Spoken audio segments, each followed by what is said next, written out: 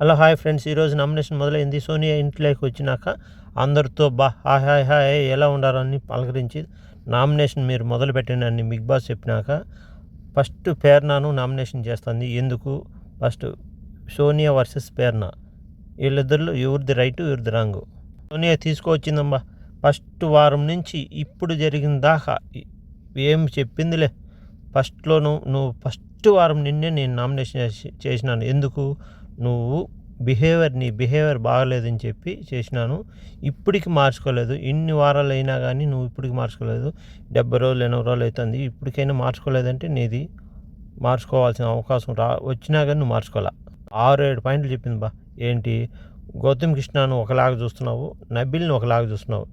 ఏదన్నా నువ్వు మెగా చీఫ్లో ఉన్నప్పుడు పనిష్మెంట్ గౌతమ్ కృష్ణకు సీరియస్గా వార్నింగ్ ఇచ్చినట్టు ఉన్నది. నబిల్కు ప్రేమతో ఏదైనా సింపుల్ టాస్క్ అలాంటిది ఇస్తున్నావు. ఎందుకు ఇలాంటివి చేస్తున్నావు? ఇంకోటి ఏంటంటే పృథ్వీని నామినేషన్ చేసినప్పుడు ఏం చెప్పింది? క్యాప్తో ఓజీ టీము అందరూ ఒకటి కావాలా, ఎవరు నామినేషన్ చేసుకోకూడదు, మనమే విన్ కావాలా, మనమే టాప్ 5లో అందరూ ఉండాలని మీరు అనుకున్నారు కదా. ఆ విషయాన్ని గురించి మాట్లాడుతుంది. నువ్వే ఫస్ట్ మాట తప్పినావని. ఎందుకు? ఆ మిస్అండర్స్టాండింగ్ వల్ల పృథ్వీని ఖచ్చితంగా నేను అప్పుడు పృథ్వీ ఒప్పుకోలే. చూడు, ఖచ్చితంగా నేను ప్రేరణ నామినేషన్ చేయాలని గట్టిగా పంతం పట్టాడు.